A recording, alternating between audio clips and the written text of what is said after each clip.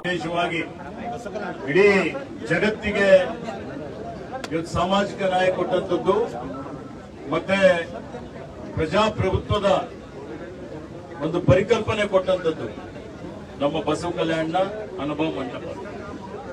ಹೀಗಾಗಿ ಅನುಭವ ಮಂಟಪದಿಂದ ಇವತ್ತು ಚಾಮರಾಜನಗರದವರೆಗೆ ಈ ಮಾನವ ಸರಪಳಿ ಇವತ್ತು ನಡೀತದೆ. ಇದರ ಉದ್ದೇಶ ಸುಮಾರು 2800 ಕಿಲೋಮೀಟರ್. ಇಡೀ ಅನುಭವ ಮಂಟಪದಿಂದ ಚಾಮರಾಜನಗರದವರೆಗೆ 2800 ಕಿಲೋಮೀಟರ್ ಆಗುತ್ತೆ. ಬೀದರ್ ಜಿಲ್ಲೆಯಲ್ಲಿ ಬಸವಕಲ್ಯಾಣದಿಂದ ಹುಮ್ನಾಬಾದ್ನ ಹಳಿಕೇಡ್ಕೆವರೆಗೆ 45 ಕಿಲೋಮೀಟರ್ ಆಗ್ತದೆ. ಈ 45 ಕಿಲೋಮೀಟರ್ದಲ್ಲಿ ಸುಮಾರು 40,000 ಜನ, ಅದಕ್ಕಿಂತಲೂ ಜಾಸ್ತಿ ಜನ ಈ ಒಂದು ಮಾನವ ಸರಪಳಿ ಪ್ರಜಾಪ್ರಭುತ್ವದ ದಿನಾಚರಣೆಯ ಒಂದು ಈ ಕಾರ್ಯಕ್ರಮದಲ್ಲಿ ಭಾಗವಹಿಸುವವರಿದ್ದಾರೆ. ಈಗಾಗಲೇ ನಾನು ಒಂದು ಪ್ರಗತಿ ಪರಿಶೀಲನೆ ಸಭೆ ಮಾಡಿದ್ದೇನೆ. ಜಿಲ್ಲೆಯಲ್ಲಿ ನಮ್ಮ ಜಿಲ್ಲಾಧಿಕಾರಿಗಳು, ಮುಖ್ಯ ಕಾರ್ಯನಿರ್ವಾಹಕ ಅಧಿಕಾರಿಗಳು, ಪೊಲೀಸ್ ವರಿಷ್ಠಾಧಿಕಾರಿಗಳು ಅವರು ಸೇರಿ ಸುಮಾರು ಸಭೆಗಳನ್ನು ಮಾಡಿ ಎಲ್ಲಾ ರೀತಿಯಲ್ಲಿ ಸಿದ್ಧತೆಯನ್ನು ಮಾಡಿಕೊಂಡಿದ್ದಾರೆ.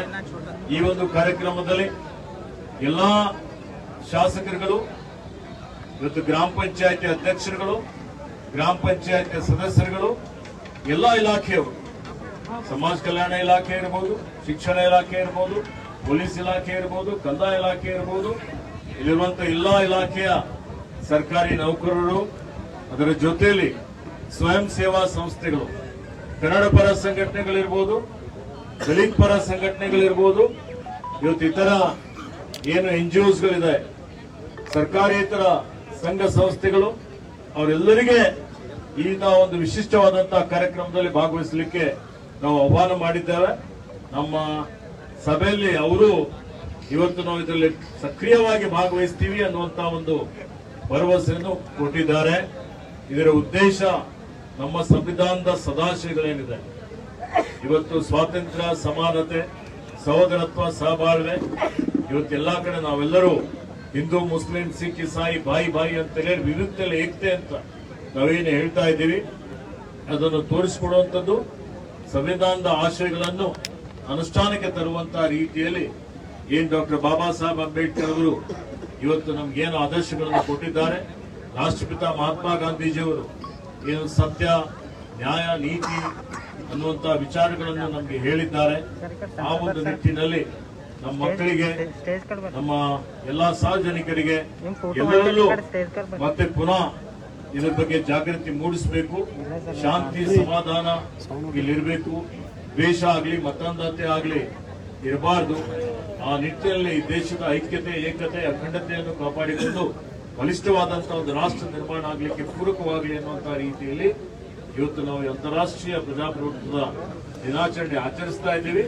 ಅದಕ್ಕೆ ಈ ಕಾರ್ಯಕ್ರಮ ಇವತ್ತು 15ನೇ ತಾರೀಕಿಗೆ ಬೆಳಗ್ಗೆ 8:30 ಗಂಟೆಗೆ ಬೀದರ್ ಜಿಲ್ಲೆಯ ಬಸವಕಲ್ಯಾಣ ತಾಲೂಕಿನ ನೂತನ ಅನುಭವ ಮಂಟಪದ ಹತ್ತಿರ ವೇದಿಕೆ ಕಾರ್ಯಕ್ರಮ ಮೂಲಕ ರಾಜ್ಯದಾದ್ಯಂತ ಒಂದೇ ಸಮನೆ ಇದಕ್ಕೆ ಚಾಲನೆ ಆಗ್ತಾ ಇದೆ.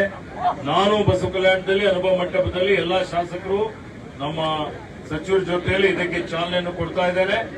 ಇವತ್ತು ಅದರ ಜೊತೆಯಲ್ಲಿ ಇವತ್ತು ನಮ್ಮ ಅವತ್ತಿನ ದಿವಸ ನಮ್ಮ ರಾಜ್ಯದ ಕನ್ನಡ ನಾಡಿನ ರಾಜ್ಯ ಧ್ವಜ ಹಾಗೂ ರಾಷ್ಟ್ರೀಯ ಧ್ವಜ 1 ಕಿಲೋಮೀಟರ್ ವರೆಗೆ ಹರಿಸುವಂತಹ ಒಂದು ಕಾರ್ಯಕ್ರಮ ನಾವು ಇಟ್ಟುಕೊಂಡಿದ್ದೇವೆ. 9 ಗಂಟೆಗೆ ಅನುಭವ ಮಂಟಪದಿಂದ ತಹಶೀಲ್ ಕಚೇರಿ, DKDB, ಬಂಗ್ಲಾ, Tadola, Hanumanthwadi, Rajeshwar, Molkera, RTO check post ಇದರ ಮುಖಾಂತರ ಇವತ್ತು ನಾವು ಅಲ್ಲಿಂದ ಮುಸ್ತಾಪುರ್ ಧರಿಯಿಂದ ಹಳಿಕೇಡ್ವಾಡಿ, ಹಳಿಕೇಡ್ ಕೆ ಕಿನ್ನಿ ವಾರ್ಡ್ರವರೆಗೆ ಒಟ್ಟು 45 ಕಿಲೋಮೀಟರ್ ಮಾನವ ಸರಪಳಿ ರಚಿಸಿ ಇವತ್ತು ಅಂತಾರಾಷ್ಟ್ರೀಯ ದಿನಾಚರಣೆ ಕಾರ್ಯಕ್ರಮ ಮಾಡ್ತಾ ಇದ್ದೇವೆ. ಸುಮಾರು 40,000 ಜನ ಇದರಲ್ಲಿ ಸೇರಲಿದ್ದಾರೆ. ಮತ್ತೆ ಎಲ್ಲಾ ಇಲಾಖೆಯವರು ಇದರಲ್ಲಿ ಭಾಗವಹಿಸುತ್ತಾರೆ. ಕಡ್ಡಾಯವಾಗಿ ಇವತ್ತು ಛಾಯಾಚಿತ್ರ ತೆಗೆಯುವಂಥದ್ದು, ಸಂವಿಧಾನದ ಪೀಠಿಕೆ ವಾಚನ ಮಾಡುವಂಥದ್ದು, ಇವೆಲ್ಲ ಕಾರ್ಯಕ್ರಮಗಳು ಇಟ್ಟುಕೊಂಡಿದ್ದಾವೆ. ಬಂದೋಬಸ್ತ್ ಎಲ್ಲಾ ರೀತಿಯಲ್ಲಿ ಆಗಿದೆ. ಇವತ್ತು ಇದಕ್ಕೆ ಜಿಲ್ಲಾ ಪಂಚಾಯತ್ ಇರ್ಬೋದು, ನಗರಾಭಿವೃದ್ಧಿ ಇಲಾಖೆ ವತಿಯಿಂದ ಕುಡಿಯುವ ನೀರಿನ ಎಲ್ಲಾ ರೀತಿಯಲ್ಲಿ ವ್ಯವಸ್ಥೆಯನ್ನು ಮಾಡಿದ್ದೇವೆ. ಬೆಳಿಗ್ಗೆ ಅವರಿಗೆ ತಿಂಡಿನೂ ಕೊಡ್ತೇವೆ. ಹೀಗಾಗಿ ನನ್ನ ಪರವಾಗಿ, ಸರ್ಕಾರದ ಪರವಾಗಿ, ತಮ್ಮ ಮಾಧ್ಯಮದ ಮುಖಾಂತರ ಇಡೀ ಜಿಲ್ಲೆಯ ಸಮಸ್ತ ಜನತೆಗೆ ಈ ಒಂದು ವಿಶಿಷ್ಟವಾದಂತಹ ಒಂದು ಕಾರ್ಯಕ್ರಮದಲ್ಲಿ ಎಲ್ಲರೂ ಭಾಗವಹಿಸಬೇಕು ಅಂತ ಹೇಳಿ ನಾನು ವಿನಂತಿಯನ್ನು